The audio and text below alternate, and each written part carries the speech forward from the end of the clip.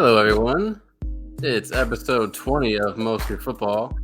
I'm here with Nate. We're talking WNBA championships in the books, ladies and gentlemen. Congratulations, Las Vegas Aces. Also, a little bit of NBA news, but it's not so much related to on the court as much as off the court.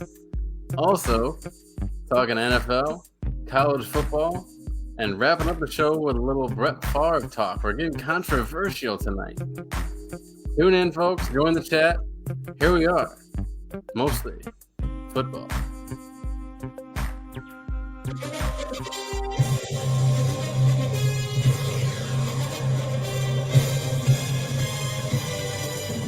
Da-na-na, da-na-na. Hell yeah. Welcome in, everyone. We are Mostly Football. I am joined by my co-host, Nate. What's going on, sir? How was your weekend? I mean, the Falcons didn't win. The Georgia Bulldogs did win. A little roller coaster of emotions there. So, what's the end result? Must you bring that up? Of course. Must you torment me? We are a sports show. You are a fan. I must know how you feel. They already torment me. Okay, they already torment me. Oh wow! I didn't know the picture was going to be green too. That's new. It was a fairly good weekend. We had this conversation like well before the fucking season even started. I didn't have a lot of expectations for them coming into the season, so they still have a chance to win 5 games, but I don't. At the moment, I don't see it happening. We blew the 16-point lead against the Saints. They gave me a fucking heart attack. I was like, oh, we're going to finally break this damn curse and come back from 28-3, and fucking Marcus Mariota forgot how to throw the fucking football and throws an interception. That, in his defense, I mean, it was a bad throw. It wasn't the worst throw. It was a bad throw. It was a bad throw in general. Listen, if the pocket is collapsing, get the fuck out of there. Get the fuck out of there. It's just that simple. And literally, just get the fuck out of there. We had time. There's no sense in forcing it. We had a lot of time on our clock. No sense in trying to get it all back at once. Get the fuck out of there. Run. Move your fucking feet. But he chose to throw up a fucking duck, and Jalen fucking Ramsey went and got it. So yeah. I hate to get too far ahead of ourselves, but I mean, week 3 at Seattle, is this Desmond Ridder time? Not the time. It's not Desmond Ridder time because Marcus Mariota is playing great. Okay. That's the problem. He's playing great. He doesn't know how to pass the ball, but he's playing great. He's playing great. If you watch the game, it started kind of slow for him, but the comeback, if it wasn't for that pass, it'd have been a decent game for him. So he's not playing horrible. So that's why Desmond Ridder won't get in at the moment.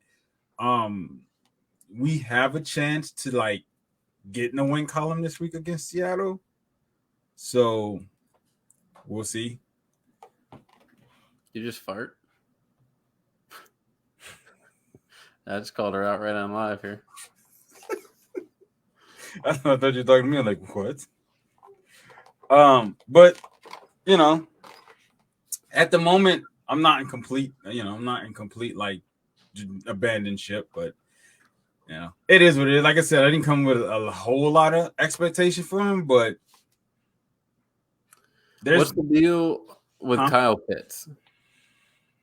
Why was he not more involved? Did they shut him down, or was it just a lack of getting him involved?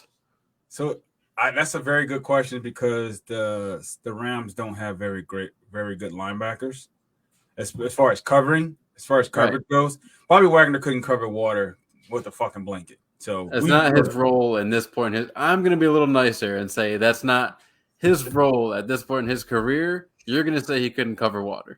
No, at all. Even when he was in Seattle, he couldn't do it. But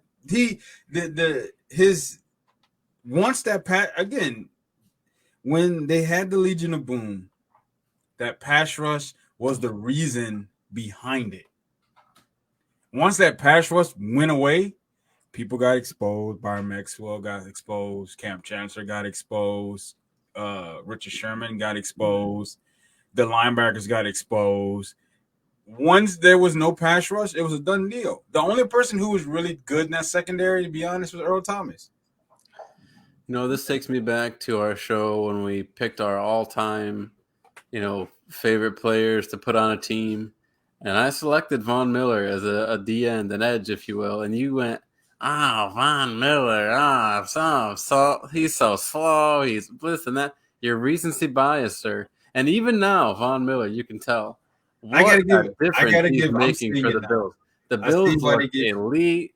The Bills look dominant. They're just stomping all over teams. And the Rams are barely beating the Falcons. They do. They look dominant. And I didn't understand it at first because even when he was with the Rams, he didn't show this dominance. He didn't show this rejuvenated whatever he has.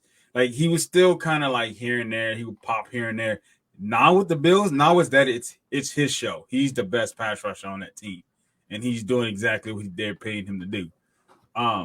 But I think part of that too, sorry to interrupt. I think part of that too is like Aaron Donald is such a force in the middle that now on this team he's so far and away the best player on that line. It's easier to tell. Absolutely, because he was showing up in flashes. To your point as well, watching the Bills game with Week 1, and then yesterday's game, I'm like shit. Like this man is. There's no stopping him. I don't see anybody stopping Buffalo. And it's just me being honest. I don't see anybody stopping Buffalo. Like there's not a team I can name that can stop Buffalo. Before we get too deep into the NFL, I mean, Nate, I know you had a particular topic on your mind. You wanted to dive right into it. So let's dive right into it, sir. All right. So for those of you who don't know, and I'm pretty sure it's a lot of you who don't know. Come on, stop it. The WNBA had We're fans now. We watched last week and we were entertained. I don't mean it that way, but I mean it in such a way as whoever Look at that score, 78-71, a barn burner. Who's ever buying the time slots for the WNBA games, especially playoffs and finals, you're an idiot. Okay? You're a complete fucking idiot. There's no reason that their basketball game should have been at 4 p.m. on a Sunday in September. Period. It's just that simple. Like, there's no way you thought this was a good idea. Do you understand majority of America's watching football at this point? Yeah, look at that proud team just showing off their trophy. And you're talking about how no one's watching the game. No one watched the game. Don't you think once more people become like us and actually give it a shot and enjoy what they're watching and perhaps even buy a jersey? Maybe I did get an Asia Wilson jersey. Maybe I did. I'm never going to show you. Don't get me wrong. The game we watched wasn't bad. But you got to do better with time placement. You cannot, I repeat, you cannot put a high-profile basketball game on at the exact same time as football. You can't do it. It's dumb. The NBA knows this. The NBA knows this. They know for a fact we can't do this, so we're going to find a different time slot. I think you got to shoot for the moon and see where you stand in American sports. Dude, there's no way. There's no way you're telling me the WNBA Finals is going to beat out Week 2 of the NFL season. There's no way. It was I guarantee you the viewership is not even close. For the first time ever, according to Jack Maloney of CBS, the Las Vegas Aces are WNBA champions. On Sunday afternoon, the Aces hung on for a dramatic 78-71 win over the Connecticut Sun in Game 4 of the 2022 There's only one Sun. You really can't hate it. Suns. Put the S. What's wrong with the S? Just put Suns. That's trademark. The word Suns is not trademarked. In addition to this being the franchise's first title, it is also the first major professional title for a team in Las Vegas. Isn't that not true though? No, there ain't no Vegas teams. There ain't no Vegas teams that won it. Vegas just got a football team. I thought the Golden Knights just won a hockey championship. They did. Yeah, I think we have a little bit of let's look into this. Hold on, let's see. It's a Connecticut, the first franchise title it has. Also, the first major title for a team in Las Vegas, maybe no. a women's team. No, we're gonna have our producer, not Nate, look into that real quick. Yeah, let me look into it because if now it does remember because the Las Vegas Knights was a new franchise, and I think they won it their first year or their second year. I'm pretty sure. So while not Nate checks into that, I'm going to read a little bit more of this article because clearly we could afford a production team and we would never have one of our own co-hosts check into things while we were live on air. The first half was a rugged, forgettable affair in which each team had a scoreless streak that lasted over 5 minutes. What? Hold on. I may take back something. Hey, wait, time out. That did not say what I think it said. Did it say that? Hold on, let me clear my eyes. First half was rugged, forgettable affair in which each team had a scoreless 5 minutes. 5 minutes. 5 minutes of just straight rim and air balls. Just rim and air balls for 5 minutes. And turnovers. How? How do you Thankfully, do that? Oh no. Both teams settled down and found a rhythm in the second half to create a much more enjoyable experience. The game going down to the wire helped in that department as well. No, they're correct. The Vegas Knights didn't. No, they don't have a Stanley Cup. They just got a conference championship. Oh, okay. I stand corrected. My bad. All right. Bro, 5 minutes. Though. You know how mad I'd have been for 5 Just goose eggs on the board. A goose egg, 5 minutes? Not like one team, I get it. One team, because it happens in the NBA where one team will go 2 or 3 minutes without a bucket. Both teams? What the fuck was happening? Late in the fourth quarter, the Aces opened up a 6-point lead and appeared to be on the verge of pulling away. Instead, the Sun converted a 5-point possession after Kelsey Plum's reckless closeout on Dewana Bonner's 3-point attempt was upgraded to a flagrant foul. Ooh. That swing allowed the Sun to jump right back into the game, and they briefly grabbed the lead with 2 minutes and 22 seconds remaining on a Courtney Williams jumper. Hold on. So she made a 3-point attempt. So they hit her with a flagrant. They gave her 2 extra shots. 5-point possession. Isn't that the thing? No, that's not a thing. Or isn't it just one extra shot?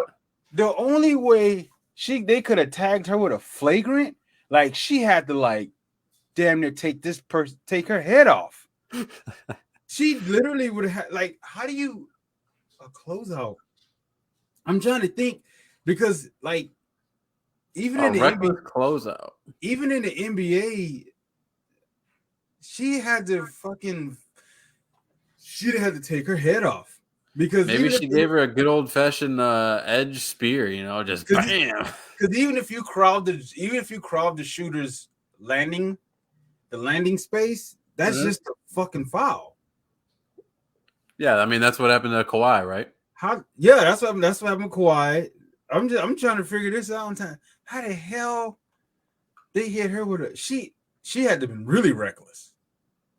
Got TJ coming in. Breaking news out of Dallas. Cooper Rush is the next Tom Brady.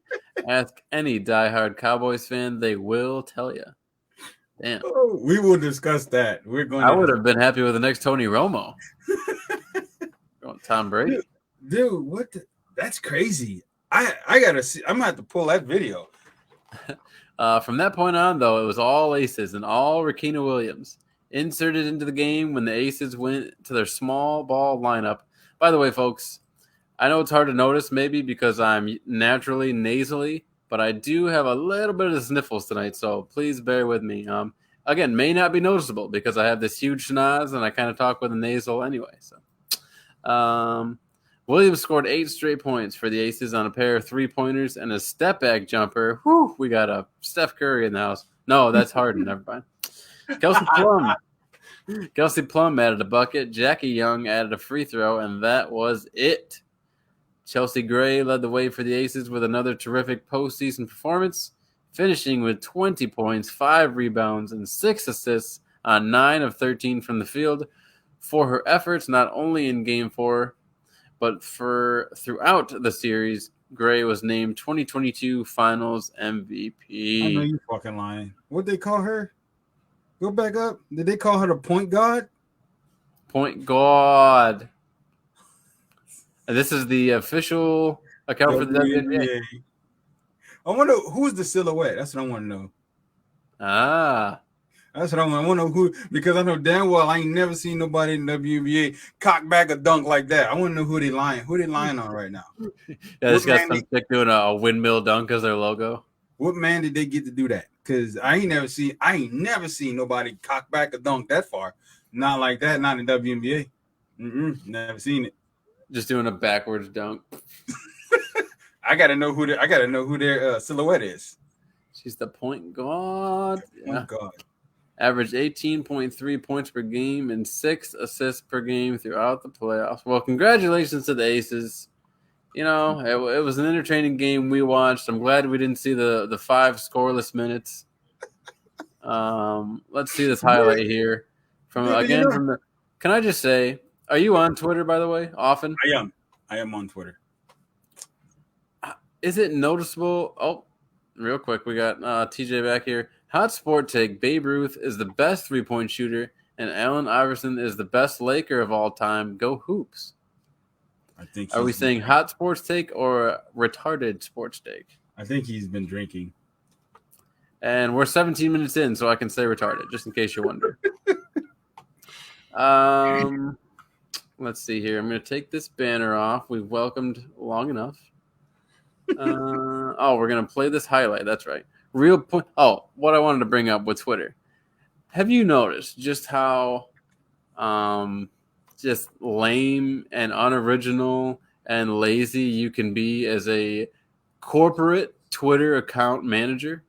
Like whether it's Wendy's or like some car parts place or all like lately they've just been tweeting one word, all of them. It's the weirdest thing, the weirdest phenomenon. I think they're all just copying each other. And then it's all just stuff like,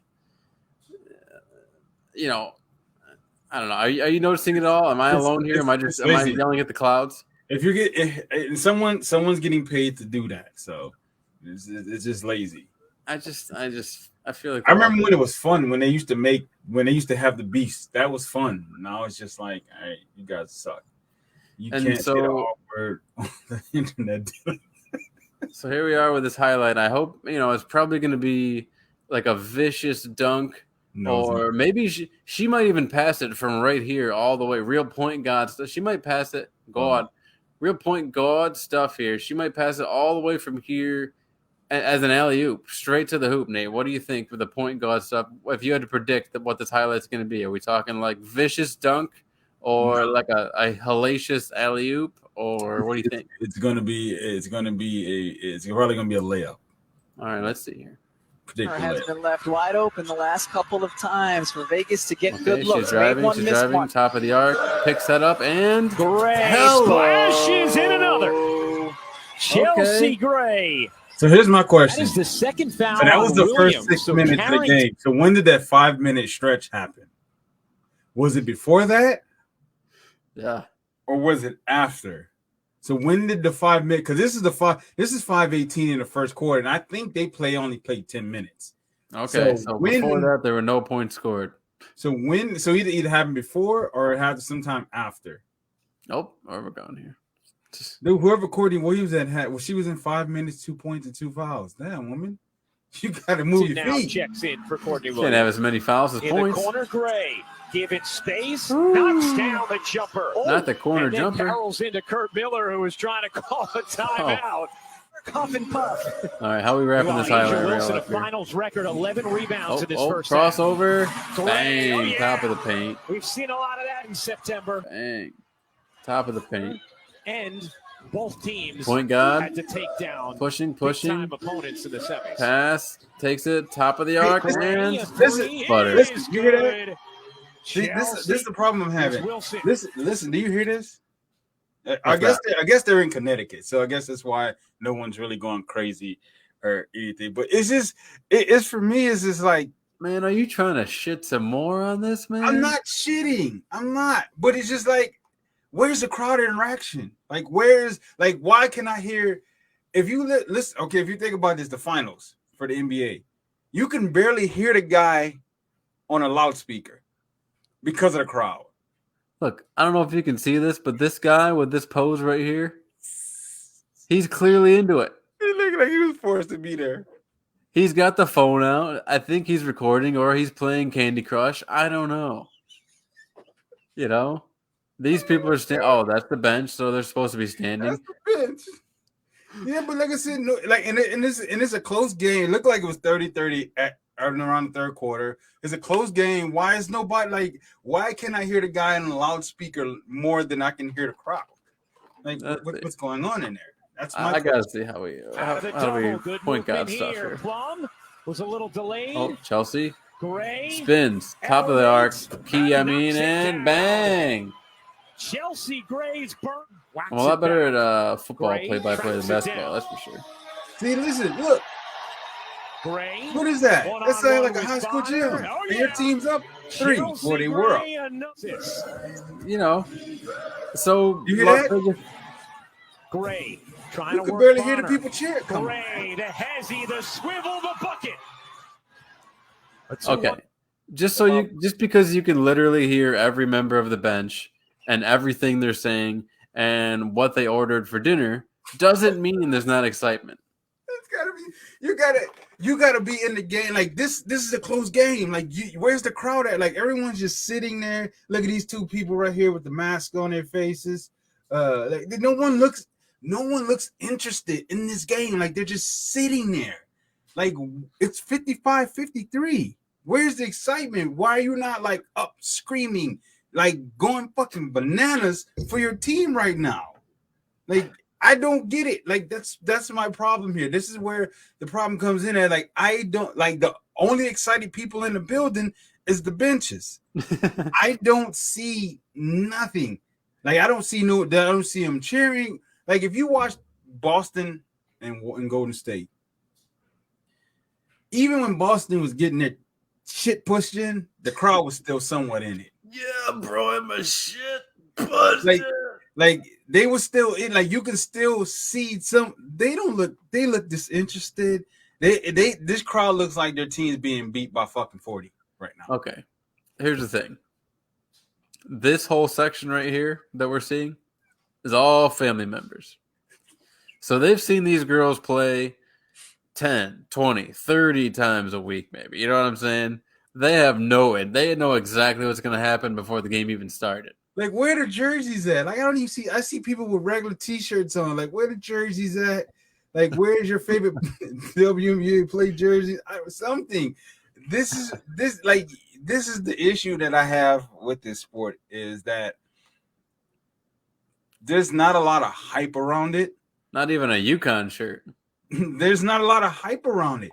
And then if your fans aren't hype, why the fuck should the rest of the country who's not concerned about it be hype? Like, you gotta make this shit somewhat entertaining. I don't want to watch a basketball game where the first fucking 5 minutes or the second 5 minute, or there was a 5 minute stretch where no one scored a point. Like, you mean tell me y'all just running up and down? They were running up and down this court throwing the basketball at the rim?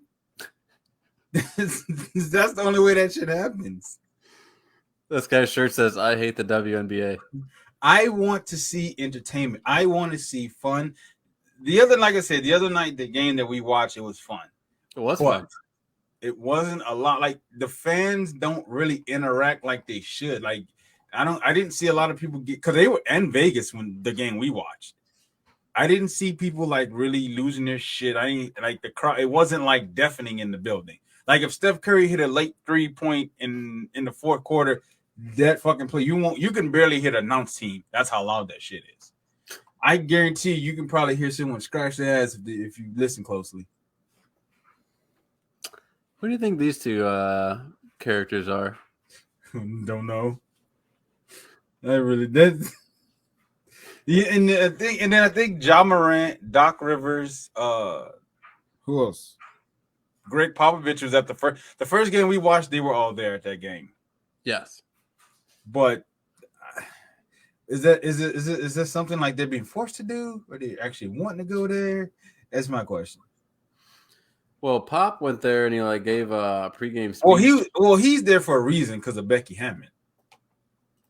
That's why he's there. Becky Hammond? Yeah, that's why he's there. No. But other than that, he ain't no reason to be there. So we have more basketball stuff to talk about. Dude. NBA finds this from ESPN.com, and who's the author? Yeah. Jamal. And look, they got Collier. both the news, both the articles we want to talk about is in one picture. NBA finds Minnesota Timberwolves star Anthony Edwards $40,000 for anti-gay comments on social media. Before we give our analysis, let's dive into the tape here from ESPN.com. Such is Draymond's calling for an own. Hopefully we'll load here, and boy, I tell you. Well, I think this is going to be the video about Robert Sarver. Oh, really? Oh, okay. That's why that's there. It's going to be about Robert Sarver, but we're going to talk about that in a minute. Well, you know what? Who needs it? Yeah, it's the article there.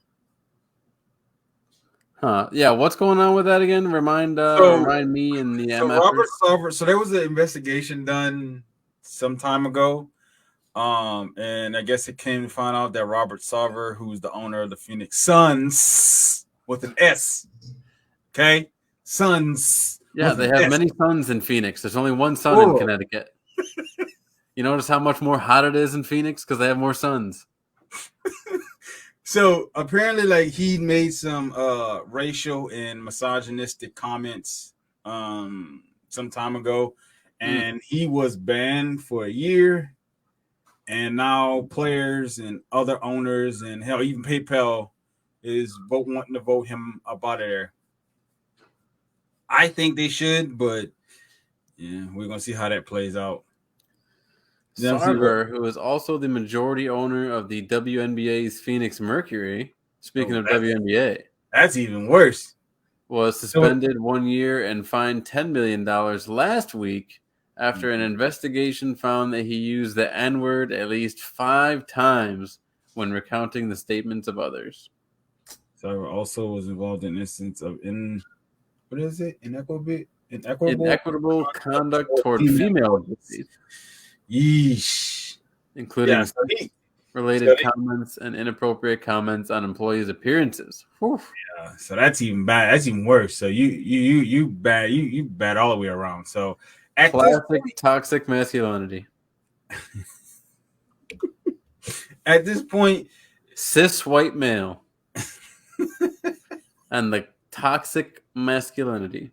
Because think about it, the Clippers owner they voted him out for much less. He didn't even say the N-word. I don't think he said the N-word. If he did, he said it once. So my thing is this: at this point, he got to go. Why are you keeping him around? Force him to sell like you force the Clippers owner to sell. So at this point, you got to get rid of him. Draymond says, quote, "Number one, if you use the N-word to re-describe something that someone said or are telling a story that someone has told you, or you are using the word because someone else did, stop it," Green said. End quote. Another quote, "That's ridiculous because the level of comfort that you have to even use the word again does not validate or make it okay for Robert Sarver to use the N-word," end quote.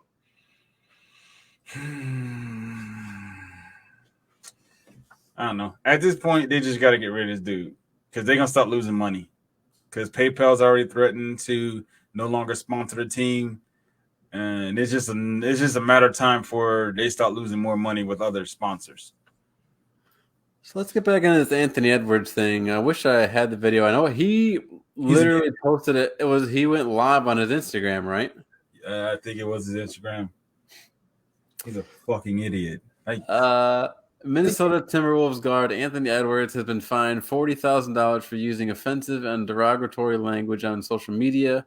The NBA announced Tuesday Edwards made anti-gay comments while observing a group of people standing on a sidewalk during a video posted, to his Instagram story last week. The video has been deleted, and Edwards acknowledged that his actions were inappropriate, and the league said in a news release.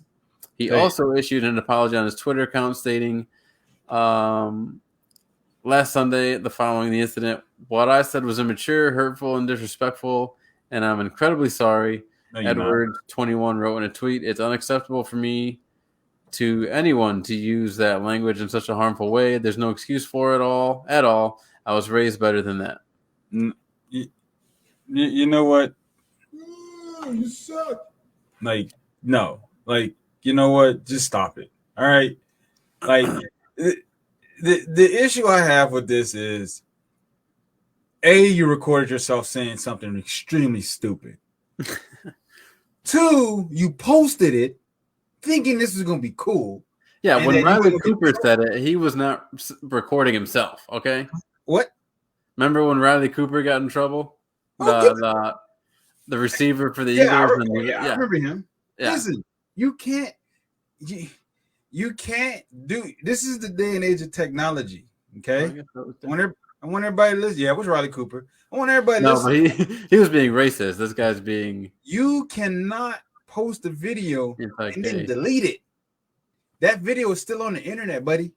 It's all over fucking Twitter. It's everywhere. You can't delete it. Don't be fucking stupid. Like, there is no reason. Literally, he was sitting in a car. And these dudes are across the street doing whatever. They were minding their fucking business. And he's sitting in the car, and I'm like, listen, this is something everybody needs to learn. It's called mind your fucking business. If it don't pertain to you, mind your fucking business. Because me personally, I don't think $40,000 is enough. I think suspension should have came with it. That's just me personally. That's just me. I see you shaking your head, but that's just me. I just don't you know me. I'm Captain Liberty over here, dude. Don't tread on me, bro. You know what I'm saying? You better leave me alone. Give me my First Amendment and Second Amendment all day long. You know what? Your First Amendment is cool. I give you your First Amendment, but don't post the shit. You're a high-profile NBA player. Yeah. Don't post that shit. Like, if you're just an average Joe, nobody don't give a fuck. But you're a high-profile NBA player. Don't be stupid and post it. And then, I'm sorry. No, you're not. You're only sorry because you can't even say you're sorry because you got caught because you knew you were going to get caught because you posted it online. So I don't even know what the fuck he was thinking. To be honest, it wasn't like he was sneaking. He was being sneaky about it. Like, he posted the shit online. Also, what gets lost in this too, I read his age. These guys, 21. That's still a kid, dude. Like, yeah, he can drink now, but I'm 31, going on 32. I'm still an idiot. I would say the shit that he said, on the wrong night. I wouldn't record it. I would say it, but I'm not fucking recording myself say it. So it's like, these guys are so young and they do dumb shit. It was very dumb for him to record it. Like, that's the type of thing where you need to ask yourself, should I have someone manage my social media account so I don't do dumb shit like this? I understand, again, you want to have the freedom to do what you want when you want. And you don't need someone telling you what to post and how to post, but you would avoid stuff like this. Ultimately, like you said, 40K is kind of a sneeze. And sure, people will talk about this for a while. The memes will come out, but he'll be fine. Ultimately, as a player, everything will be fine. But yeah, I'm just surprised the community hadn't came out for his ass yet, because you know how they be quick to fucking start burning fucking torches and shit and marching and shit. I'm surprised they ain't came for him yet. So I guess it don't mean much because it's his skin color. If Kevin Love What do do you it, you say? gotta believe he's gonna crucify his ass. He said the F word. I said the R word. We're all in trouble tonight. But no, I mean, for me personally, it's stupid. Like, you got to be smarter than that. Like, you have a lot riding, because think about it, how easy it is for whoever sponsors him. I think it's Nike. I'm not sure. They could be like, hey, listen, we don't tolerate that shit. We're gonna cut your deal and you got the fuck out. Now you lost fucking a sponsorship that way. So you have to be smart in the shit you do. You gotta pay attention to what you do in your life. That's just what comes with the territory. And I think this is going to sound weird, and this could be a much longer conversation that, like, I wish we had more time for. This could probably be on like a different podcast, but he's not getting in trouble because he harbors those feelings. He's getting in trouble because it's online, and it got posted. I'm glad that's the scenario, because although I would prefer that nobody hate, you are allowed to hate. You should be allowed to hate. You should absolutely be allowed to hate anyone you want to hate for any reason you want to. Mm-hmm. The problem is if you act on those impulses. You cannot harm anyone. That's a real big problem. That's why we have laws. But you should have absolutely every right to hate anyone you want for any stupid fucking reason you want. And we should have the right to hear those opinions, and maybe you will change your mind. Maybe we won't. Maybe we'll just make you look dumb for your opinions. But either way, like, this idea that everyone should feel the same way about everyone should love everyone. I wish that was the way it was, but I'm also glad that everyone has the right not to. So that's very important. It sounds like a dumb argument, arguing for hate, but it's important. There's a lot of people want to kick in the fucking chest just because of their face. So there's that. So let's see here. This one was a pretty interesting one. Neither you or I had seen until just before the show. Bills offensive tackle. This one from NBC Sports and PFT. Bills offensive tackle Bobby Hart has been suspended for 1 game as a result of an incident after Monday night's game against the Titans. The suspension was handed down by the NFL Vice President of Football Operations, former Eagle John Runyon. The second suspension in the NFL this week, following the suspension given to Buccaneers wide receiver Mike Evans. And we can talk about that as well. Yes, definitely. As both teams were heading to the tunnel, you walked directly across the field to seek out your opponent. To seek out your opponent, Runyon wrote in a letter to Hart. You approached him near the end zone, and a coach had to hold you back as others shook hands. Once you and your opponent were in the end zone near the tunnel, you confronted him and immediately swung at him with a closed fist, striking the head of a Tennessee coach. Your aggressive conduct could have caused serious injury and clearly does not reflect the high standards of sportsmanship expected of a professional. I got a question. Yes, indeed. Whoa. You were on the right end of the blowout. What the fuck are you mad about? Yeah, again, I mean, we were just saying, you're not always the brightest, and this is what I was just talking about.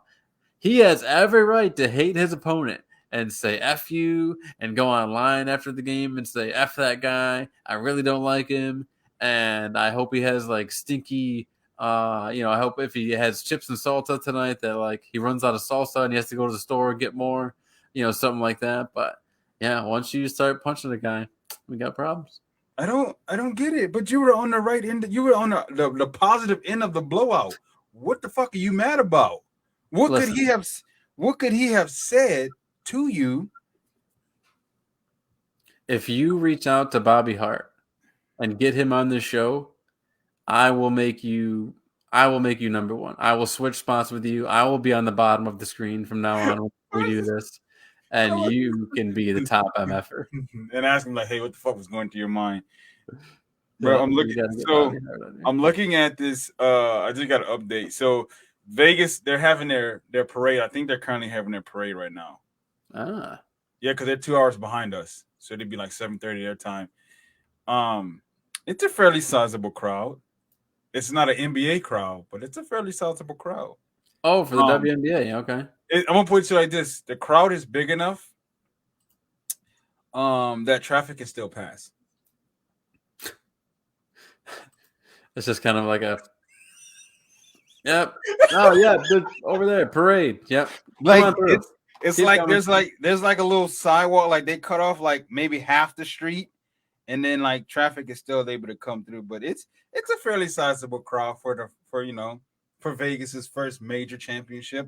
I mean, is it really major? But that's another discussion for another day.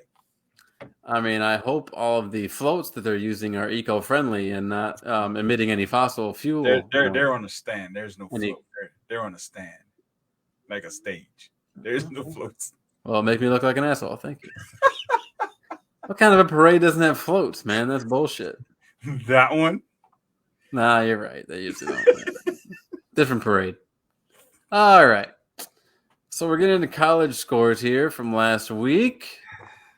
The real important ones. I don't know if you caught any of the Friday night game, but Florida State. I heard it was a good one, though. Florida State and Louisville. Damn right. 35-31. Seminoles coming out on top. Apparently another good game between Wyoming and Air Force, with Wyoming beating Air Force 17-14. How about Michigan? 59-0. Michigan shit. Understand that. I'm going to say Michigan shit because their schedule is shit. Their schedule is shit, right? It's pretty easy. Extreme shit. Like their first, I think their first actual opponent probably won't come till they play Michigan State or Ohio State, whichever one comes fucking first. They have a shit schedule, and it's bad enough. It's bad enough their conference is shit, and then they playing UConn. Who the fuck? What?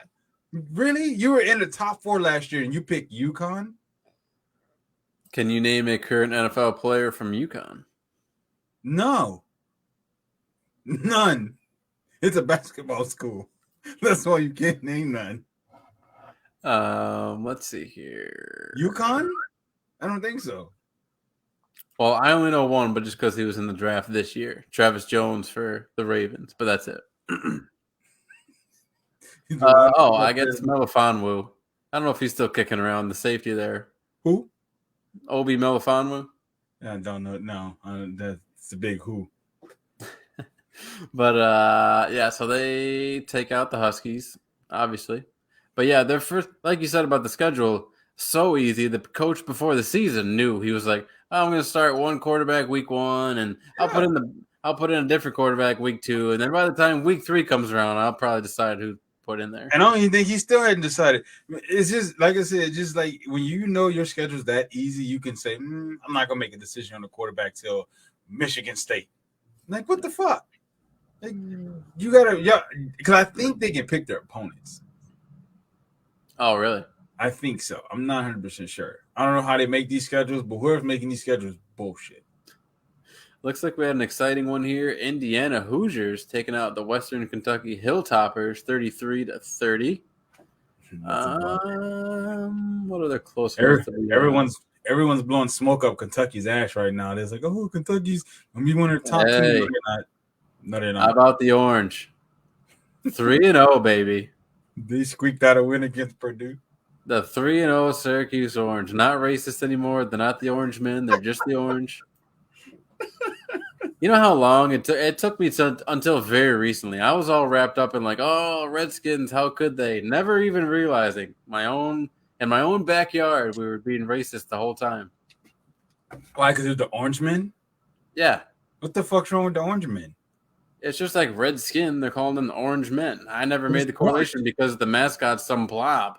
But he's orange. His head's an orange. Yeah, it's a big fucking orange. And they don't grow oranges in Central. It's not a good place for growing oranges. It's an apple place. They really said this was racist? I'm fairly certain. That's horseshit. It's orange. Maybe not. How can oranges be racist? It's just like saying red skin, I guess. Orange. Nobody in the history of humanity has orange skin. The yellow Power Ranger. Unless they fucking tan. No one has orange skin. Listen, I'm not going to die on this hill. I'm going to continue with scores. Your Georgia Bulldogs absolutely spanking the Gamecocks in Columbia, South Carolina. Absolutely. Yes. Thank you. You're welcome. I thought about before the season started because I'm close. Like it would take me an hour to get there. I was like, maybe I should go to that game, and boy, I'm glad I didn't. Let's see. Rutgers taking out Temple 16-14. UCLA just barely squeaking one out against South Alabama 32-31. Hey, how about Notre Dame getting a win on the board? Nah, Notre Dame, they go sit their bum ass down somewhere. 24-17 over They the had to Cal win. Golden Bears. Manti Te'o was in the building. Oh, wow. They had to win. You know, I think personally, after all this time, she's made the transition. She's making the transition. Please don't go down the road that I think you're As taking. as a person, I think Manti really loved her. What if they met again in real life and really gave it a shot? Like really just went out to the local Olive Garden, fucking Carrabba's, whatever. Dinner and a movie, the good old fashioned way, like two adults, none of this Tinder stuff. And really just see what happens. No. You're not down for any of this? No. None of this. I think I'm onto something here. This might be a happy ending. No. Absolutely not. The only thing that should happen is his fist should meet her or him, whatever the fuck he is, face. That's the only thing that should happen. Okay? I telling you, after watching that documentary, now, hear me out here. He messed his own self up, to be honest. Yes. When you believe that she came back from the dead after being dead for 3 fucking months. 3 months, bro. And then he was like, well, I was in trouble, so I had to fake my death. Bitch, who are you? In his defense, he asked for a picture and he got a picture. No. Who are you? A very specific picture. Are you a fucking drug lord? What the fuck? Why are you? What the fuck? Why do you have to fake your death? That's the questions I'm asking. I need answers. You need to tell me why you had to fake your death. Why do you have to tell me? I don't get it. I don't get it. I think Lene, I think they did. I think he's like I think she, excuse me. That's 2020 Dylan talking. I stump. You got it. I'm gonna stump your teeth into your fucking skull. I think she's a very manipulative and hurting person, and just makes up a lot of stuff because she's hurting and hurts other people. Hurt people. I don't know if you've ever heard that name. Oh, I have, and that's why hurt people do hurt people. And I feel like Manti Te'o being as hurt as he was should hurt her because that's bullshit. Like this man lost everything. He only lost a couple $1 million, and he's only been in the league for what, 5 years? And a lot of other things, perhaps the Heisman. They could have beat Alabama that year. Nah, they would have never beat. They got their asses stomped. That was because he played. That was Georgia, Hawaii. That was Georgia. Anyone else they played in the bowl games before? Like that was just a terrible situation. Looks like Oregon bounced back. Yeah, Oregon's gonna show off. Hey. And the thing with Oregon, they drew the short end of the stick, getting us the first game of the year. They shouldn't have been there. They shouldn't have had to play us the first game of the year because it showed that they are a lot better than the ass whooping they received from Georgia. I'm just gonna put that out there. They are a lot better than the ass whooping they received. Bo Nix getting a little confidence. Bo Nix is garbage, and he needs to be replaced. Bo Nix is a terrible quarterback. He's awful. There's a reason why Auburn didn't fret when he decided to leave. He's a bad quarterback. Man, how about Marshall taking down Notre Dame 1 week and losing to Bowling Green in overtime the next? Damn. Don't you hate to see that shit? You beat a you beat a high priority team the week before, then you come back and you lose to fucking Bowling Green. It's got to be a hangover. You're just riding too high. That's why anytime I pick games, I never pick teams that come off emotional victories because it never works out for them the next week. It just never does. Probably a good strategy. Demon Deacons squeaking one out over Liberty, 37-36. Duke's still a basketball school. Duke, 49-20 over North Carolina A&Z. How about that? They're still a basketball school. The Tigers of Louisiana State, Mississippi Bulldogs didn't stand a chance, 31-16. Excuse me, the Mississippi State Bulldogs, home of Dak Prescott. They're not gonna be able to. I don't know. I don't know how they're gonna play out this year because you lose to Florida State, and Florida State's a pretty good team. When you start playing like actual good teams in your conference, you might have a problem. More cowbell, you know what I'm saying? But I'm gonna tell you like this: if you're an Alabama fan, you should be concerned. Just that. Hold up. Let me go back to the score here. You should be concerned. That's Monroe, bro. That's UL Monroe. That's Monroe.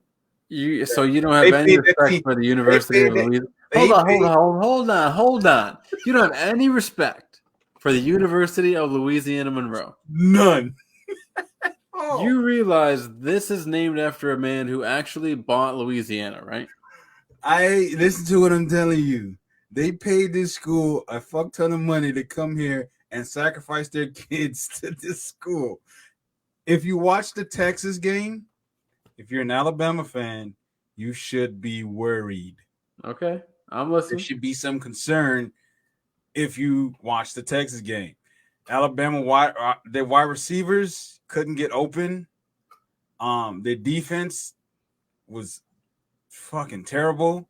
It's just Will Anderson, you said, right? That's it. Will Anderson's the only high priority player, and he's a top 10 talent. Bryce Young's a top 10 talent. Outside of that, you don't have them. When those two players leave, Alabama damn sure better hope that their 2023 class can fucking help out. Because if not, they going to the fucking bottom of the barrel. I guarantee you that shit. Shout out to my guy RJ and his Charlotte 49ers taking one over the Georgia State Panthers. I think they're the Panthers, maybe the Cougars. 42-41 there for the 49ers. Here's a tidbit for you, Nate. With this Arkansas game, they beat Missouri State 38-27. Did you hear the story about the COO of Beyond Meat? No. The COO of Beyond Meat was arrested after an altercation with a man outside of the stadium. Oh, I did hear about that. Bit him on the nose. Yes, I did hear about that. What is wrong with people? Wait a minute. I briefly saw it. I didn't read too much into it because I was like, what the fuck? It's Arkansas. Shit like that happens. But what the fuck? You bite? The fuck are you, a zombie? What the fuck you biting this man's nose for? I thought you were Beyond Meat, bro. You're biting noses? I'm trying to figure out how the fuck you let him get that close to your face. Yeah. I don't know. After some videos I've seen of people just watching beatdowns or taking beatdowns, I'm not really surprised by much anymore. Let's see. Clemson, another one bites the dust. They took down the Louisiana Tech. What are they? That Kate? No. That's anyways. Michigan State losing to Washington. Yeah, how about that? Huskies taking down the Spartans. 39-28. And Washington turn around and beat Michigan this year. 39 is a weird score. Clemson, everyone's thinking Clemson's going to bounce back, but they're not. I feel, and this is opinion that I have. I feel Texas should have jumped into the top 25 after the Alabama game. Okay. And the reason is because they had Alabama beat. Alabama was fucking beat. They had a safety that should have been called, which wasn't. Their starting QB went down early, and he was lighting their defense on fire. The backup quarterback was beaten and bruised, and he was still limping around the field and still throwing touchdowns. Alabama should have lost that game. But unfortunately, they didn't. No, this was an interesting game here with Canes and the Aggies, because the Aggies were missing several players due to suspension and things like that. Oh, that sounds about right. Sounds about right with him. Hey, they pulled it off in the end. Go Aggies. Go TJ. That's such a disappointment. Such a disappointment. I know he's watching. I know he wants to say something. In Miami, I gotta stop falling for them every year. Cause I get excited from Miami and I'm just like, oh, they're gonna be that team to come out, and then they just go and they just fuck around and forget how to play football. So I'm just like, all right, cool. Keep making me look stupid. Yeah, it is fun to think that they're gonna be very good again, because they were good when we were growing up. They were good. They were good back then. It just, I don't know. For a long time. You would expect that in Florida you would get a lot of the good recruits. I guess competing with Florida, I guess that's a thing. And what a dynasty. Starting off, we can go back to like Irvin and Sapp and Ray Lewis. The good days. Then you go through to like fucking McGahee, you Frank start Gore, you Quentin Porter. I mean, are you really competing with UAB and fucking not UAB, UCF and fucking Florida? Is it really a competition for recruits? There it is, I don't believe it, but they got to figure out a way to turn that program around, because you fired your coaches a couple times. You got to figure out something. These assholes here, I hate them. I hate Tennessee. Every year it's the same shit. Oh, no, they're not. They're not going to be good. They're going to show you some shit, and then they're going to play a good team, and they're going to get their face blown off. It happens to them every year. Not a big Vols guy, huh? Not at all. Not at all. Can you name a current NFL player from Tennessee? I know there's one. And you really should be able to. I know. And I feel like he's somebody very, very popular. He's very, very close to you. From Tennessee? Yes. He's close to me? He's newer to the team. Don't fucking say Zacchaeus or whatever the fuck his name is. God damn it. Cordero. Oh, Cordero. Oh, yeah, that's right. He is a Tennessee Volt. Yeah. That's unfortunate, but no, unfortunately, OC as they call him, or OZ. I think I got their name. Wnba Zacchaeus. He's popular in Atlanta. To who? He is the number 2 after all. Because he coughed off a fuck. He's one of the reasons we lost the Saints game, because he got fucking butterfingers and can't hold on to the damn ball. Tell you what, that guy just gets open time and time again, doesn't he? Yeah, all right. Yeah. I feel like I've heard him referred to as a slot machine. He's not shit. That's what he is. Let's get into some NFL scores here. Switch my little banner on the side. That the Chiefs should have got their asses blown out. I don't know what happened to the Chargers. I don't know what happened at the halftime. What a game. That game should have been a blowout. Herbert got blasted in the ribs. Yeah, he fractured his ribs and like his cartilage, so he's gonna be day to day. Big game for Mike Williams there. 8 catches, 113, and a touchdown. That helped me out. I was like, if he is a bust again, I'm getting rid of his ass. Jets 1-1, baby, after a 31-30 victory over Cleveland. 14 points in under a minute and a half. Whew.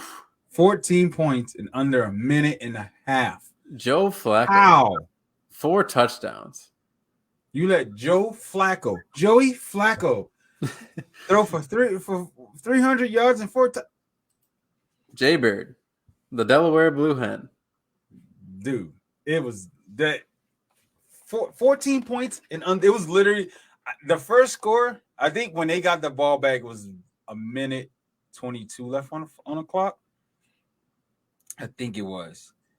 And then, no, because they were already under 2 minutes. So the first score came before the minute and a half. The second score came with 22 seconds left on the clock. And they literally walked Cleveland down the field and threw a touchdown. I was like, what the fuck?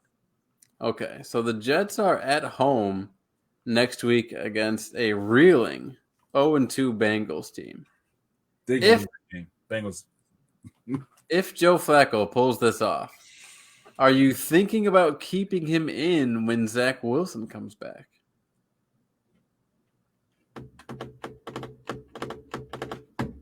You have to. Right. If you want to keep your job, you have to.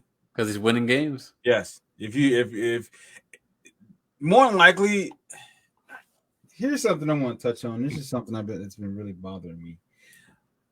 The last year Bengals were awful. Let's be real. Last year Cincinnati Bengals. Now that's a hot take. Were God fucking awful. The Super Bowl contending. Were God fucking awful. All right. So they were the worst Super Bowl team ever, you'd say? Yes, I would say. They got into the playoffs and got lucky. And you somehow managed to beat the Chiefs. The Chiefs forgot how to play fucking football in the second half. I don't know how it happened, but they forgot how to fucking play football. And you beat the Chiefs and go to the Super Bowl. Then you get to the Super Bowl and it's somewhat tightly contested, and then Aaron Donald just wrecked your entire offensive line to cost you and cost you the game.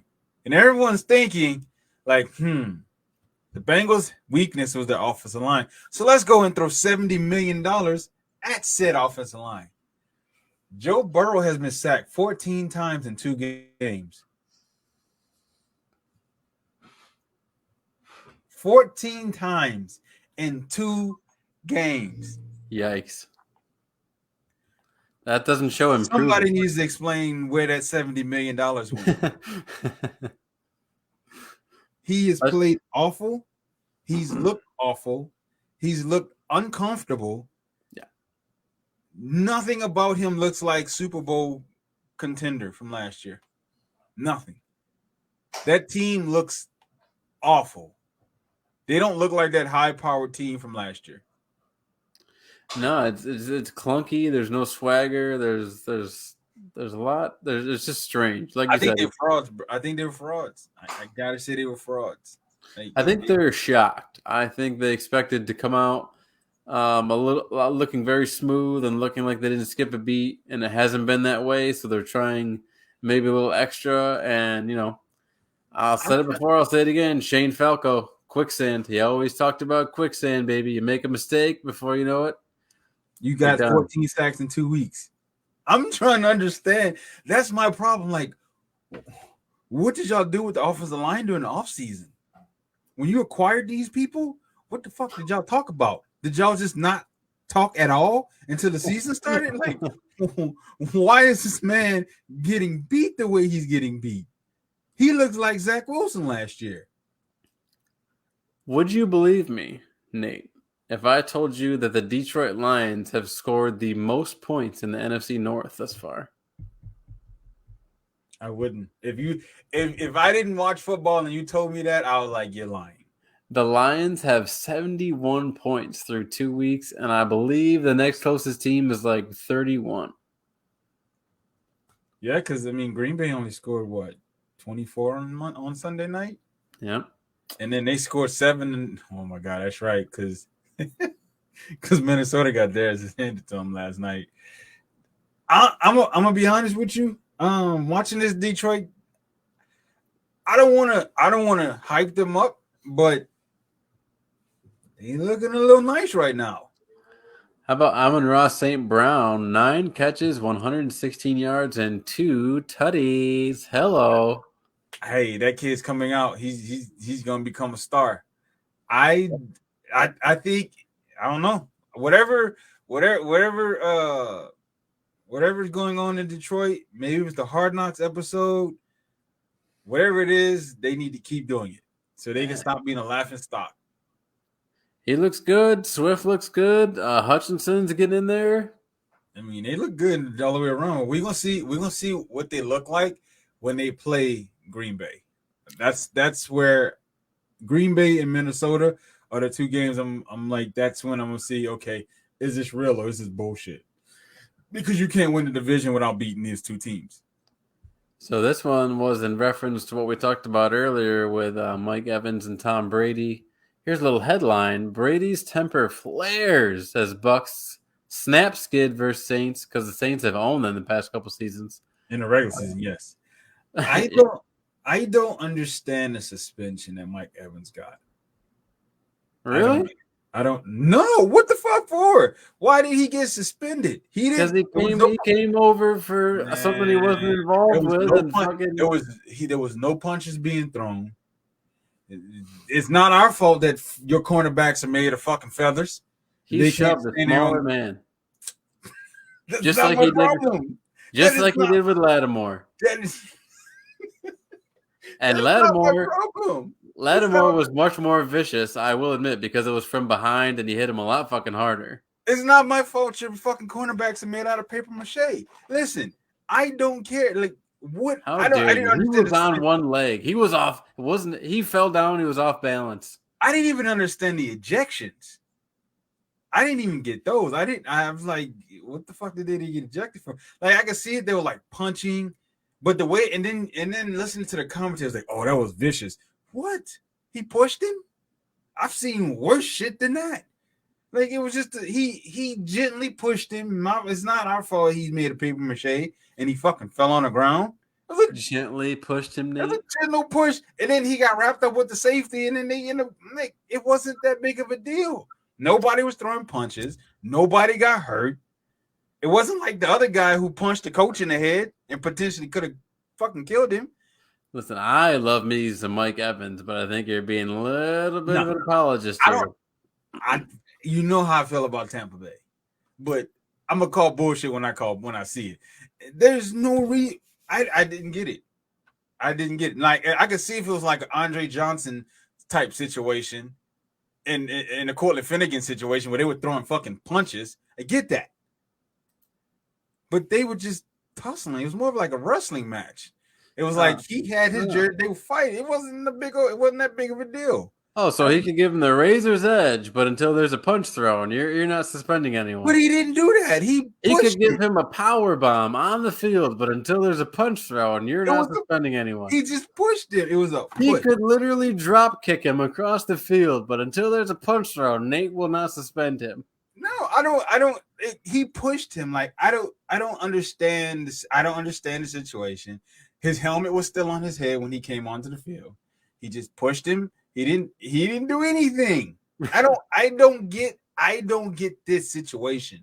I don't understand the suspension. I didn't understand the ejections. Like, we've seen way worse shit than that. I think the NFL at this point, because they fucked up with Deshaun Watson, now everybody gonna start getting suspended. You may be right. Yes, it wasn't me. Moving on. New York Giants, unfortunately, 2-0. Hey, they're looking kind of nice right now. Defensively, Danny Dimes. It's all mirage, my friend. It's all smoke and mirrors. Well, we're gonna see come Monday. We will see. Giants 2-0 for the first time in 6 years. Man. Beat Panthers 19-16. Daniel Jones with a whopping 176 yards through the air. Christian McCaffrey, yet again, just pulling it out. Everyone wants to be like, oh, McCaffrey's going to get hurt. Well, maybe he will, but until then, every time he touches the ball. Cranking out stats, just left and right. I hold my breath every time he catches the ball. I'm like, damn, is he going to get hurt? Is he going to get up? Patriots sneaking one out, 17-14 over the Pittsburgh Steelers. Patriots rely on defense to edge Wathless Steelers. It's almost Pickett time. Almost what time? Pickett time. Trubisky looks awful. I think it would be pretty cool to see Pickett and Ritter same week. Week 4? Yeah, I don't think that's gonna happen. Ritter is a lot further away from starting than Pickett is. Trubisky is looking a little shaky. So let's see. I mean, Titans are 0-2. Let's get Ritter, Pickett, Malik Willis, week 4, baby. Let's do this. Malik Willis is gonna be starting before you know it. I wouldn't be surprised if he gets the nod next week because it's not looking good in Tennessee. Nelson Aguilar just keeps doing it, baby. 6 Dude, catches, see that 110 yards, touchdown. I saw the catch. Should have been a pick. My buddy is a big Steelers fan, and he wasn't happy about it. But he never did shit like that in Philly, though, did he? Well, the Super Bowl year, he came on strong in the playoffs. Other than that, not much. You see this shit right here? Colts and Jaguars? Dude. I had the Colts winning this division. They were my team to win the AFC South. Matt Ryan looks like fucking Matt Ryan. What's that mean? That means he still looks like let me be polite. He still looks like the piss poor ass quarterback that we had here in Atlanta. He's the same guy. Just don't say the N-word or the R-word because we've already used those tonight. We haven't technically used the N-word. We've said literally the N-word, but I did use the R-word, and I don't apologize for it. In context, it was fine. Matt Ryan looks awful. There's no reason you should have tied to the Texans, and there's damn sure no reason you should have got shut up by the Jaguars. So to be fair, apparently there's a win streak at home versus the Colts, so it might not be just Matt Ryan. Nah. He threw a bad interception, and they were on his ass. He looks bad. It doesn't look good for them. So I don't see the Colts doing anything this year. I think they may be in the top. They may have to draft a quarterback.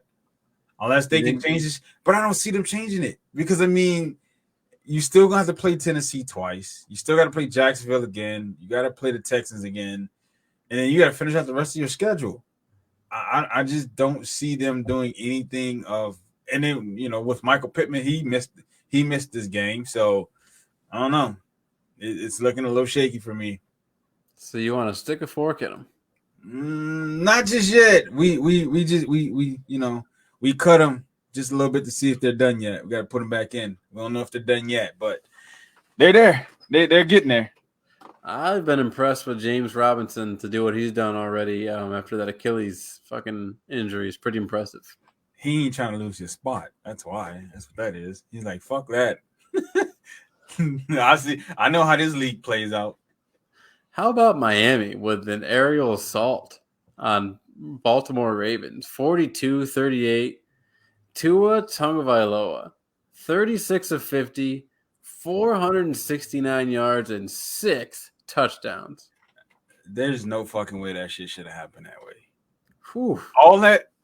All those points came in the fourth quarter. Because they were down 35-14 in the fourth quarter. Yeah, 28 points in the fourth quarter for the Dolphins. He lit their ass on fire. I would fire everybody from the defensive coordinator to the defensive line coach to the linebacker coach, corners, safety. All you motherfuckers that are Packers, you'd have had your pink slip before you got to the bus. You got to find your own way home. There's no way your defense gives up 28 points in one quarter. That's some shit that happens in Madden.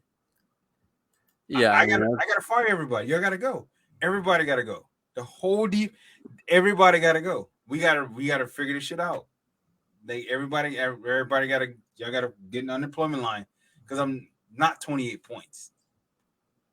And just so impressive to rally too. Everyone has questioned not only Tua's arm strength, but I think there's kind of been his competitive spirit in question too. How much fire does he have in him? So this was a big win. So here's the thing. So the thing is, I don't want everybody to get hung up on that 28 points in the fourth quarter because Tua he had a lot of negative plays.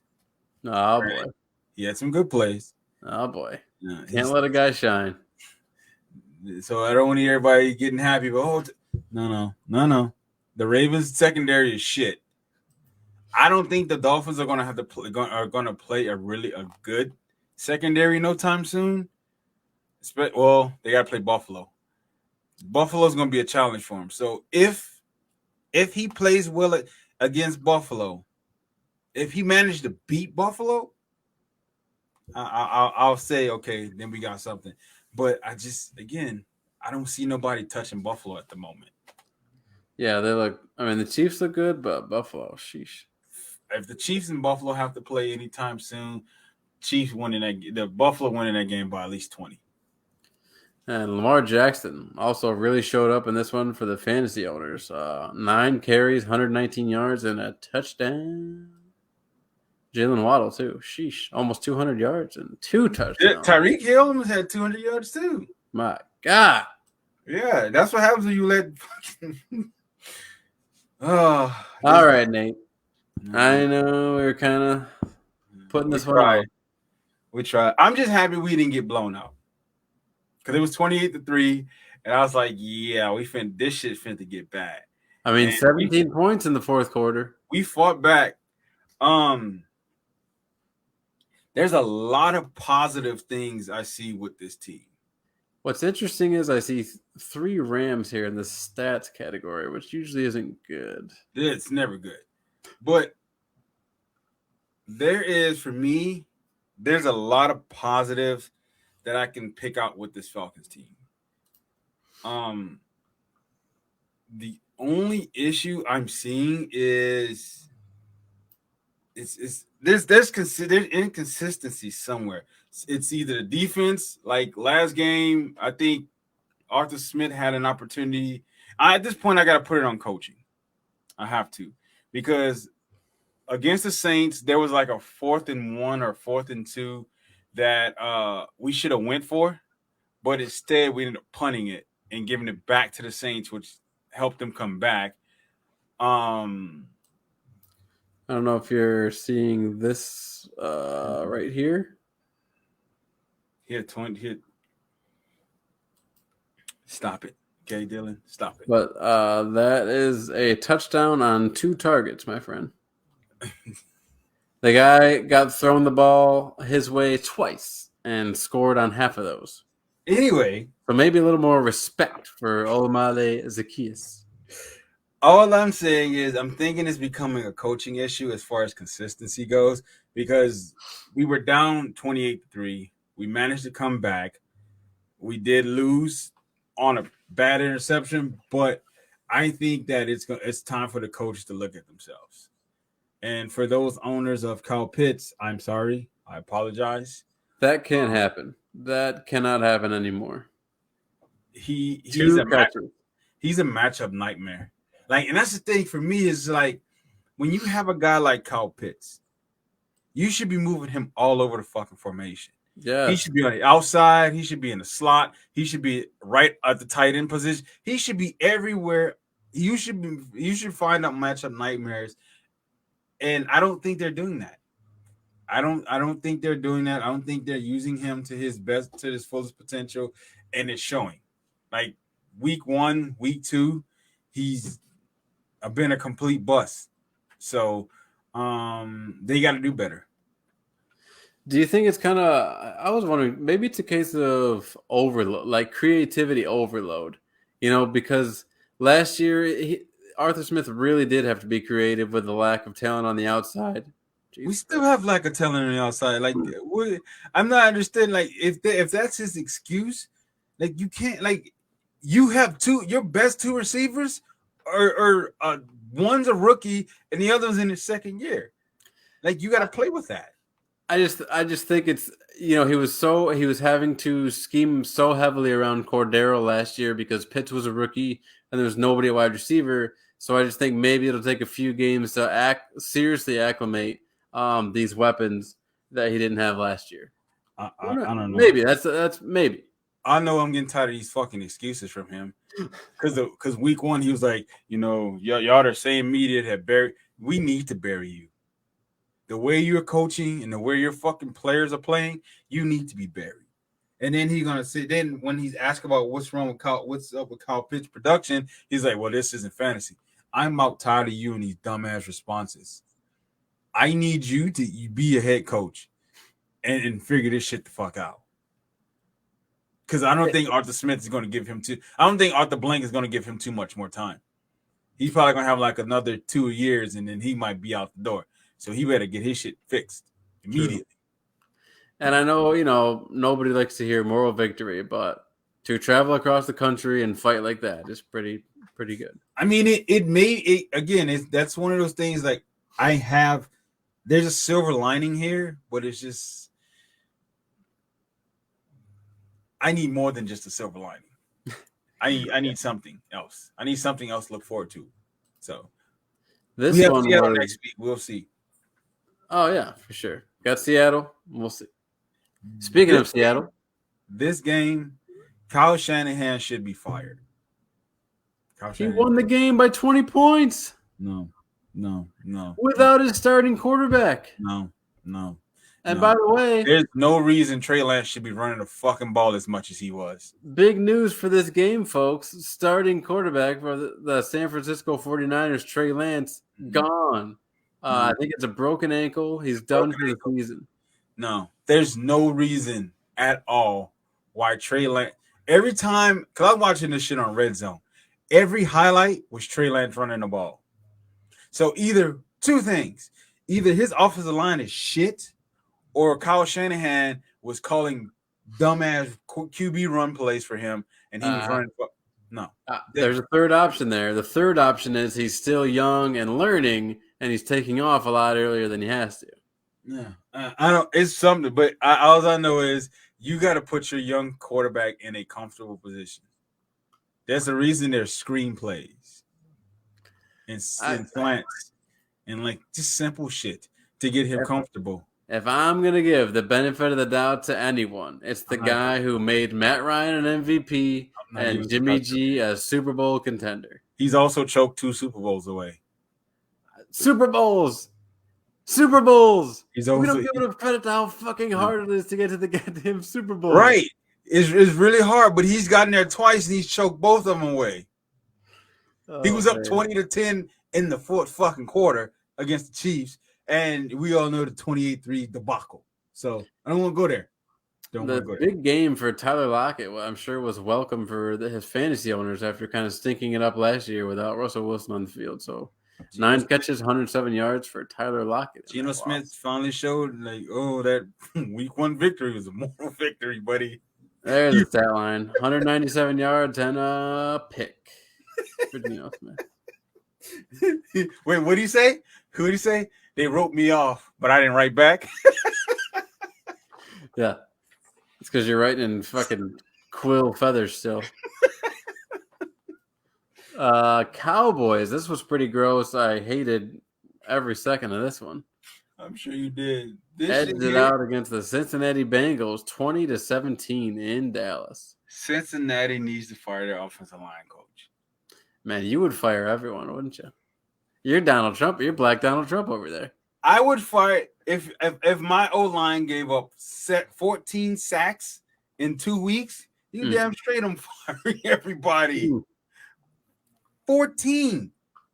Most quarterbacks don't get sacked 14 times in an entire season.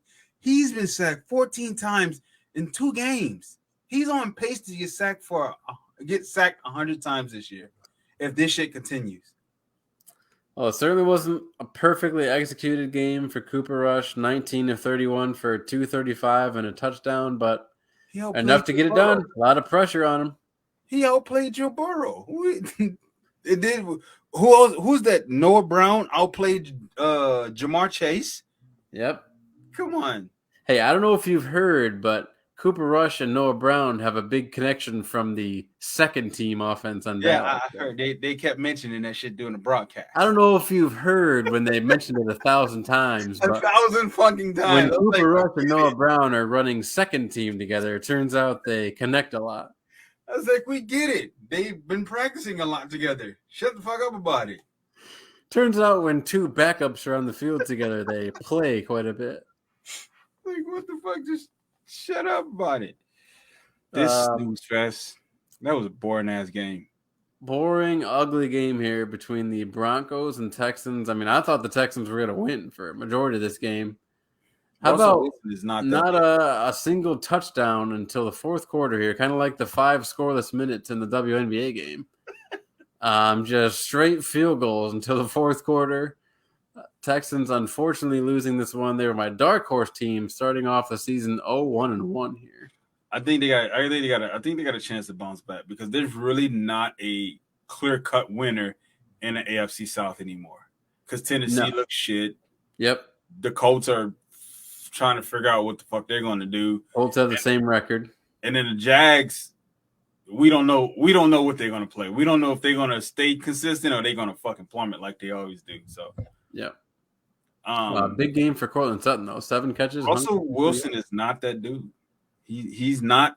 I was really excited when he got sent to Denver, and now I'm starting to see that maybe I should have been that excited because he's playing like dog water. He looks better than when he initially came back last season from that injury. Yeah. But he does not look like 100% Russell Wilson. No, he doesn't. Not at all. He doesn't look like he just – and either it's Nathaniel Hackett, who's a fucking terrible head coach, by the way. I hate that we have the same name and he's fucking awful at a head coach. Either it's him or Russ is just not the same guy. But I'm going to lean more toward just Nathaniel Hackett and his inability to coach a game. Yeah, they've been making a lot of stupid mistakes, like delay games and bad play call, a lot of stupid stuff. So I'm going to say Nathaniel Hackett's probably going to get fired at the end of the year. You're fired. Donald Trump is going to make his way edited into this episode quite a bit when I'm done with this. After I think the past 3 games, you fired someone. You got to at this point. Cardinals Raiders, freaking ridiculous, right down to the end. Some would say extended for ratings purposes game here. My God, Kyler Murray got every opportunity he could have asked for at the end of this one. Raiders fall to 0-2. It went to overtime. Kyler Murray at one point had a play that lasted 20 seconds, and he ran something like 82 yards when they started at the opponent's 20 yard. Like, it was insane. Listen to me. I watched this play, okay? And I'm sitting there, and I'm like, there's no way he's going to get away. The moment you start to retreat as a quarterback, it's a done deal. The play is dead, okay? It is over. It is finished. You're not getting out of this. The fact that he got out of that and scored, what do you do? Josh McDaniels is I don't know what to say about Josh McDaniels. Like, you've had 2 bad weeks. You blew it against the Chargers, and then you really blew it against the Cardinals. I don't know if he did. Hopefully he did. But I really hope Kyler at the post-game press conference came up and said, yeah, on that 20-second play, I was watching a lot of film on Raiders, and turns out they give up a lot of 20-second plays. But thank God I'd been watching so much film, I was able to run around that entire time and score at the end. That was something straight out of Madden. There's no fucking way you watch film on that. The fact that he was able to get out, run around, get away from a few tacklers, and then score, I'm just like, what the fuck? Then we had the Sunday night game, Green Bay Packers hosting the Chicago Bears, and guess what, folks? Nothing's changed. We all knew that was going to happen. Rodgers still owns Chicago. They took an ass whooping against Minnesota, but he still owns Chicago. They got too excited. No, we still own you, as he so elegantly put it. Aaron Jones with a huge game, 15 carries, 132 and a touchdown. Killed it for me. Man, after the game, Justin Fields was asked, how do the fans take this after all this time of not beating the Packers? And Justin Fields said, basically, I don't really care what the fans think. They're not out here putting in the work. My teammates are, so I'm going to answer to my teammates. On one hand, I respect it. He has a point. And on the other hand, without the fans, You may not have a job, so who knows? There's both sides of that argument. I'm going to. So for Chicago, And we both just did that. I don't know how you fix that. Fix I don't the know. offense, I don't fix know the if it's quarterback, fix the team. What are you talking about? I don't know if it's the offensive line that's the issue. I don't know if Justin Fields is really just that bad of a quarterback. I don't know if it's his defense. The coach. Because it could be the coach, but shit, you fired fucking Matt Nagy last year, so I don't know. The game against the Niners was pure luck because Trey Lance isn't as good as the Niners wanted to make him out to be. And I mean, all you basically had to do was be able to keep your footing last week, and you would have won in Chicago. Basically, that's all you had to do is keep your footing. Chicago has a lot to figure out. They have a lot to figure out because I think most importantly, you got to get him some receivers. You got to get him some real pass catchers because you don't have any. I mean, they paid a lot of guys who no one's ever heard of. Byron Pringle? Kidding me? Once you pop, the fun don't stop. Does he even have a catch this year? I think he has a catch. I mean, Cole Kmet is probably like the only other. He's a tight end. Equiminius St. Brown. Oh my God! Don't do that. He's At not one like point they had N'Keal Harry. I don't know if he's still on the team. He hurt. Dante Pettis. This is a who's who of never good receivers, my friend. You're right. Who's fucking trash. You got bag boys catching fucking passes. It's a no go. It's for me. It's a no go for me. That's what it is. The Lost Boys of Chicago. Chicago's going to struggle until they figure it out. So. Monday night. Speaking of the Buffalo Bills, 41-7, an absolute beatdown of the Tennessee Titans, who are now 0-2. Oh, look at James Cook. He got some. Dude, they just make it look effortless, dude. 12 for 148 or 149 and 3 touchdowns. Jesus. And it wasn't methodical. It was big plays. It was Stephon Diggs diving into the end zone, like catching long bombs. Like, but I'm confused as to like, he's not the fastest guy on the field. No, he's not that guy that you should be afraid of. Now that's gonna take. He's not a Tyreek Hill type of guy, right? And he still somehow manages to get behind your defense. Yep. I don't understand it. I can say this: Josh Allen has an awesome offensive line because he has a lot of time to do what he needs to do. True, they've been playing well, giving him time. But he's gonna need some help from his running backs. Defense has been stellar. He threw what 30? He shouldn't have to throw 38 times. I don't want my quarterback throwing 38 times if you don't have to. Oh, that's an appetizer. He likes to throw that. You throwing for 38 times. You throwing for 38. That was breadsticks for him. 38 attempts. That's like something like you trying to come back. Like that's a blowout. You shouldn't be throwing 38 times in a blowout. Like we should be able to. James Cook had 11 carries for 53 yards. I need more than that. I need more. That might be 20. A good point. I mean, 38. That's a blowout. I mean, if you scroll back up and you look at Jalen had to. He needs help from his running. If you go back up, you don't see like Aaron Rodgers didn't throw for 38 times. This man only threw for almost 40 attempts. Rodgers threw for what 20? Was that 25 or 26? Yeah. Kyler had to throw for 50. He had to do that. Russell threw for 31. He had no choice. Cooper Rush had no choice. But yeah, I mean, you make a point. Because you look at the teams that don't have great running backs. I mean, they got to throw for extra. They're throwing too much. Aaron Rodgers, Aaron Jones killed it. He held the run game down. He didn't have to throw that often. But when you got to do for 38 times, that's especially in a blowout. That's a lot of attempts. And more often than not, like not only does he throw that much, but he more often than not ends up being the lead rusher for the night. So yeah, he's a big guy. So I'm not concerned about the hits that he's taking, He's wily. He is, but he's a cowboy. You shouldn't have to throw for 30. He shouldn't have to have 38 attempts.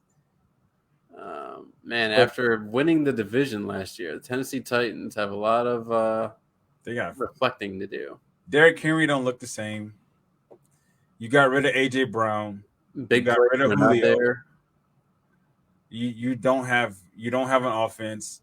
You're gonna have to start Malik Willis because you're gonna need that extra playmaker on the field because you don't have Treylon Burks is. I'd have never traded AJ Brown away. I'm sorry. I wouldn't have traded AJ Brown away. If I would have, I'd have kept Julio. At least the owner can say he saved some money. Moving on to the other Monday Night Football game. I mean, I want to rave about this team. Not that anything too spectacular happened, but the Eagles. More importantly, Jalen Hurts and AJ Brown. They're quickly making me Eagles fans. They're quickly making me an Eagles fan. Oh, I'm gonna shut my mic off. You go ahead. They are. They've helped me win 2 weeks in a row. They've helped me win the fantasy leagues. Jalen Hurts. I had expectations for Jalen Hurts coming into this season, and he's meeting them. Exceeded them. He's exceeding them. I'm gonna be honest. He's exceeding them. Don't let me put words in your mouth. I'm just saying. The Eagles defense, a lot of people question why I would draft the Eagles defense in my 2 other leagues, and now you're seeing why. Their defense is stacked. Okay, that's why I took them. Yes. They shut down Justin Jefferson.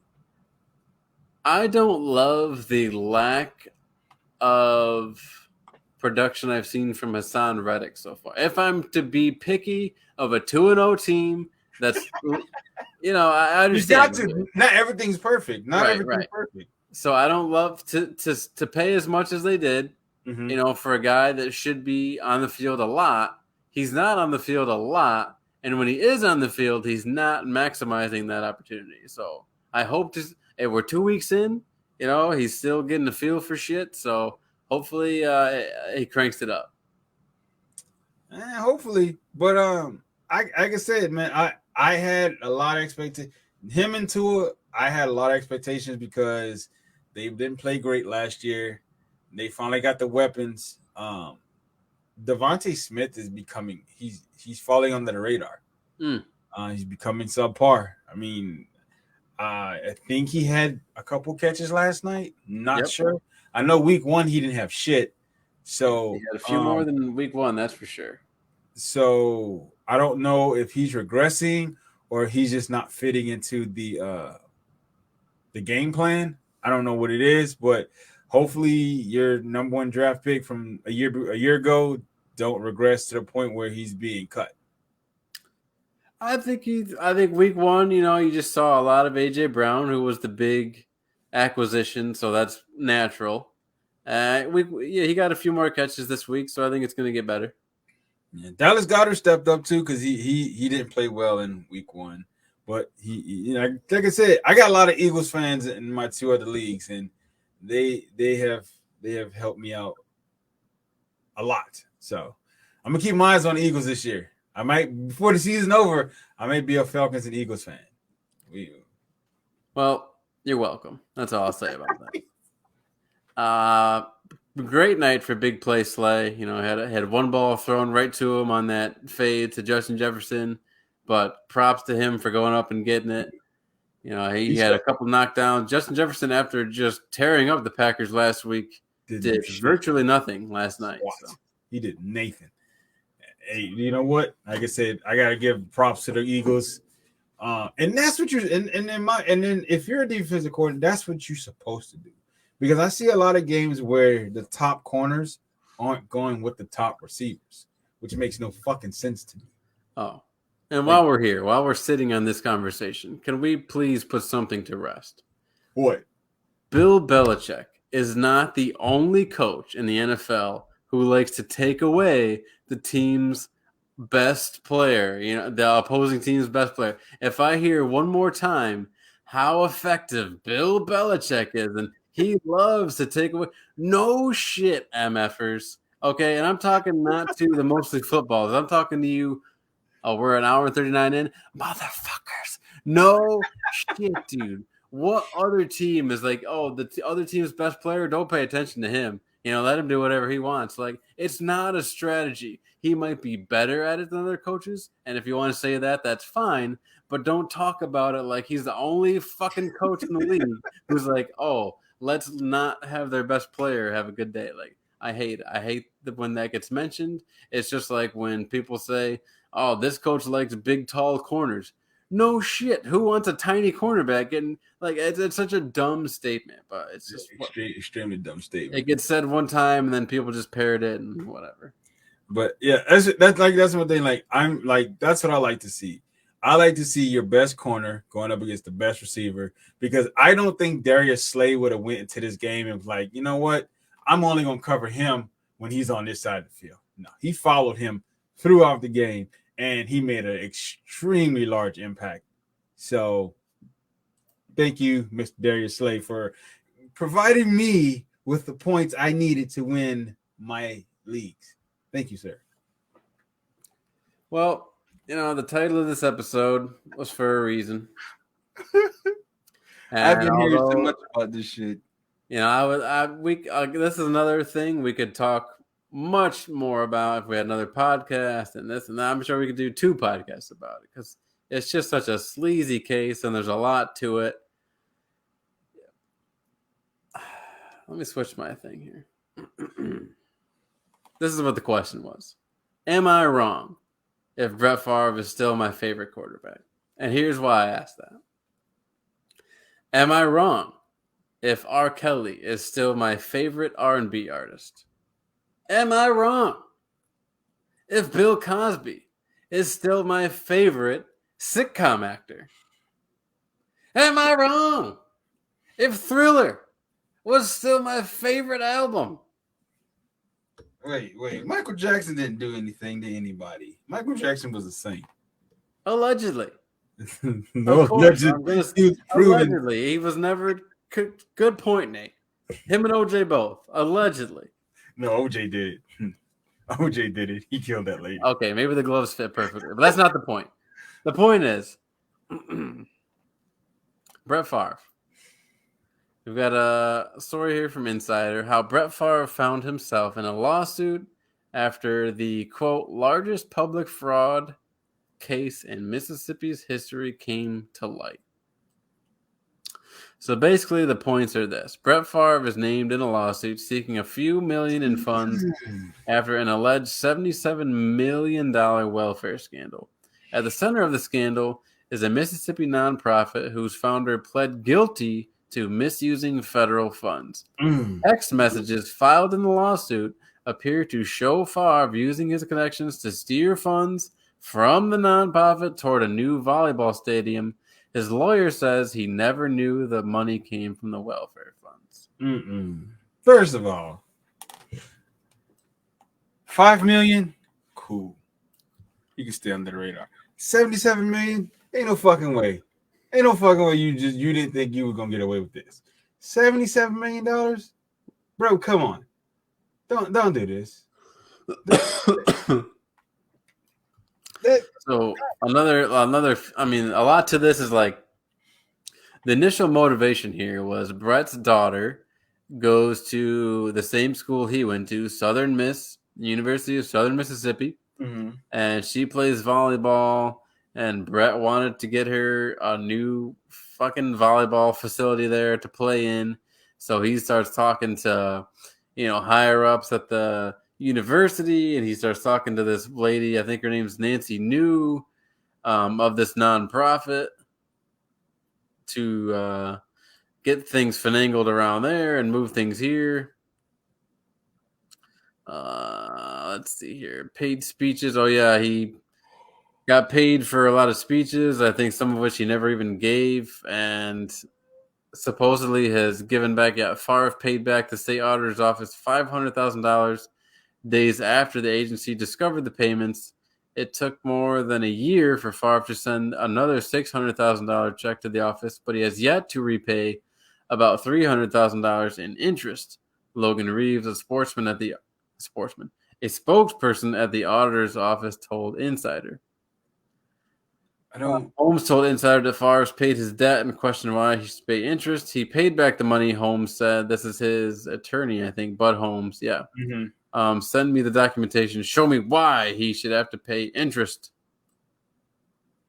Because it's interest, bitch. Just like everybody else. We all got to pay interest if we don't. Bro, Yeah. Listen. I heard about this shit like a couple months ago. But I was just like, maybe shit might die down. But the fact, $77 million? Yeah, so I mean, the bottom line here is he was definitely knowingly, through the text messages that have come out, making an effort to divert funds from the Mississippi State welfare program to try to get this stupid volleyball stadium built for Southern Miss University. I'm trying to understand something. Mississippi, the poorest state in the entire United States, and Jackson, Mississippi, currently does not have clean drinking water for their residents. I don't understand is why are you getting $77 million from welfare? I didn't even know welfare can give you that much. He didn't want to use his own cash. Didn't want to fork it over. But yet you just paid almost $1 million back to whoever you had to pay it to. So why not just use your fucking money, bro? Guys got money, between NFL and Wrangler. I mean, I understand a lot went to Percocet and things like that. But the NFL retirement, he definitely has money. He played 20 years. He got money. So, you guys go ahead, comment, send messages, send emails. I'm ready for it. This is dumb. But this isn't the same thing as an R. Kelly case. Like, this is not the same thing. He wasn't charged with sex trafficking. Like, he just frauded the government. Like, no one gives a fuck about the government. So you'll be fine. No, he defrauded the people. Ultimately, he fucked the people over because this was supposed to go to the people on welfare. But people don't care about the people either, unless you have a label attached to your name. So how dare you? So I think you care about the people, Nate. I think you'll be fine. I think as long as he doesn't do anything weird, I think you'll be fine. I think this is a total scumbag, sleazeball, just 2-bit. Nah, it's not that bad. Nah, now you're reaching at this point. Every name in the Yosemite Sam card, every name in the book. Give me the Christmas story. You rotten 2-bit mother. All those things. It could be worse. It's not that bad. It's that bad, dude. It's not. It's fraud. It's really what it is. He is stealing, literally reverse Robin Hooding the shit. He's taking money from the poor and sending it to Southern Miss for a fucking volleyball stadium. You're not the least bit upset about that. No, not really. No, not at all. Not at all. No.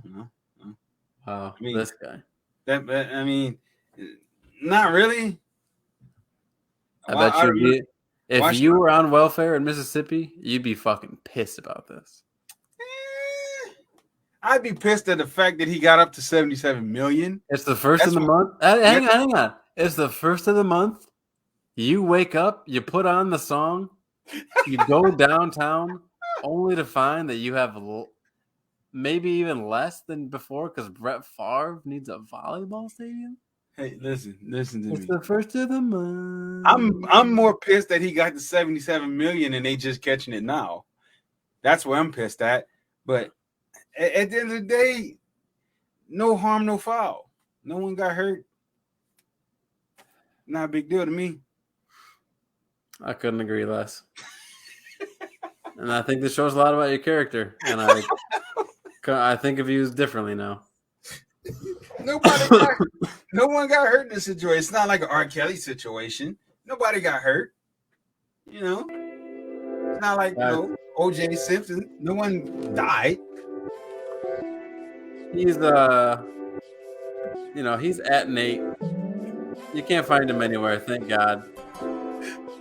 Because if you could still contact this man, I'm sure he would just get blown up with hate mail, mostly from Mississippi. You can. I have Twitter. You might be the least popular man in Mississippi right now, besides Brett Favre. Guys, it's been fun. Girls too. We talked WNBA. Guys and girls, and everyone in between. It's been fun. Absolutely. All our members here. Got another fun-filled show just waiting to come out next week. I can't even imagine what we're gonna do next week. It's gonna be wild. Just depends on what stupidity comes up next week. Might have to get a hold of TJ. By the time we come back next week, I will be 32.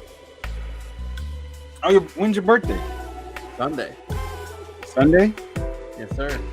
Ah, okay. So thank you all again very much. This was a great episode. Episode 20. I mean, I don't know how many people know this. The average podcast lasts 14 episodes, so we're already killing it. Our podcast always seem to make it past 14. But how we do, baby.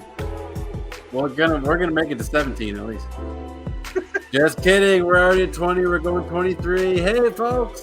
Thanks again. I got to change my banner. I don't know why it still says Monday. We're Tuesdays now. We are Tuesdays now. Tuesdays, 9:30 p.m. Eastern Standard Time, 8:30 if you're in Texas like Nate. Thank you so much, guys. Nate, anything before we go? Nope. Not at all. Peace out.